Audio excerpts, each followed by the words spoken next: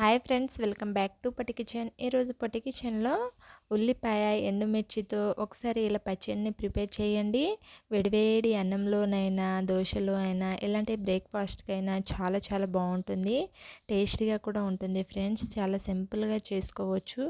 మనం రెగ్యులర్గా చేసే చట్నీల కంటే ఒకసారి ఉల్లిపాయలతో ఇలా ఎండుమిర్చితో డిఫరెంట్గా చేసి తినండి. నోటికి కారం కారంగా చాలా బాగుంటుంది. సో దీన్ని ఎలా ప్రిపేర్ చేయాలనేది వీడియోలో చూసిద్దాము. స్టవ్ మీద ఒక కడాయి పెట్టుకొని 2 టేబుల్ స్పూన్ వరకు ఆయిల్ని యాడ్ చేసుకోవాలి.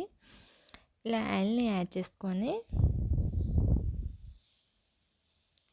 దీంట్లోకి 1 కప్ వరకు ఆనియన్స్ని కట్ చేసి యాడ్ చేసుకోవాలి. ఉల్లిపాయల్ని ఇలా ఈ సైజులో కట్ చేసి యాడ్ చేశాను ఫ్రెండ్స్. సో మీరు సన్నగా కూడా కట్ చేయొచ్చు. సో మనం గ్రైండ్ చేయడమే కదా, ఏ సైజులో ఏ షేప్లో కట్ చేసినా పర్లేదు. సో వీటిని ఇలా ఫ్రై చేసుకున్నాక దీంట్లో 5-6 ఎండుమిర్చిని తీసుకోవాలి. 4-5 వెల్లుల్లి రెబ్బలు, కొంచెం చింతపండుని కూడా యాడ్ చేసేసి ఇదంతా ఒకసారి కలుపుకొని తీసుకోవాలి.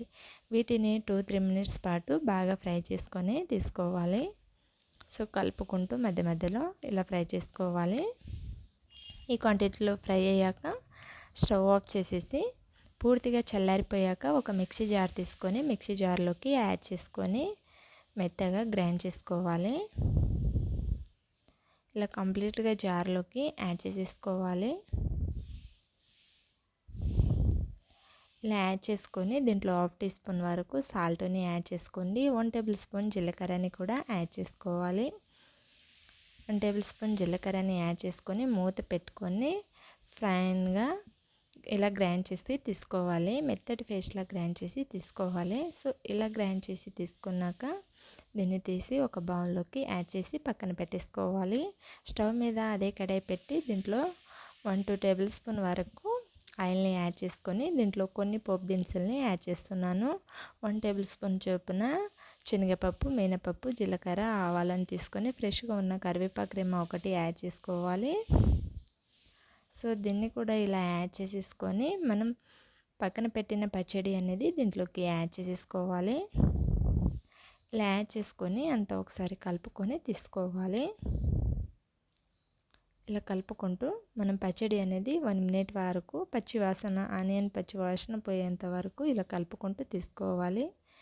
ఇలా కనుక చేసుకున్నట్లయితే మనకి ఈ పచ్చడి 3-4 డేస్ వరకు స్టోర్ ఉంటుందండి. ఫ్రిడ్జ్లో పెట్టుకుంటే 3-4 డేస్ వరకు రైస్లోకైనా ఇలాంటి బ్రేక్ఫాస్ట్లోకైనా తినేయచ్చు. సో స్టవ్ ఆఫ్ చేసుకొని ఒక సర్వింగ్ బౌల్ తీసుకొని సర్వ్ అవుట్ చేసుకొని వేడివేడి అన్నంలోనైనా దోశ, ఇడ్లీ ఎలాంటి బ్రేక్ఫాస్ట్లోనైనా సర్వ్ చేసుకొని తింటే సూపర్గా ఉంటుంది. ఉల్లిపాయ ఎండుమిర్చితో పచ్చడిని ఎలా ప్రిపేర్ చేయాలో చూసేసాం కదా ఫ్రెండ్స్. సో ఈ టేస్టీ రెసిపీని మీరు డెఫినెట్గా ఒకసారి ట్రై చేయండి. మీకు ఎలా కుదిరిందో నాతో షేర్ చేయడం మర్చిపోకండి ఫ్రెండ్స్. ఇలాంటి మరిన్ని రెసిపీస్ కోసం మన పొట్టి కిచెన్ ఛానల్ని సబ్స్క్రైబ్ చేసుకోండి. వీడియో కనుక నచ్చితే ఒక లైక్ చేయండి. మీ ఫ్రెండ్స్కి, రిలేటివ్స్కి షేర్ చేయండి friends. Thank you for watching.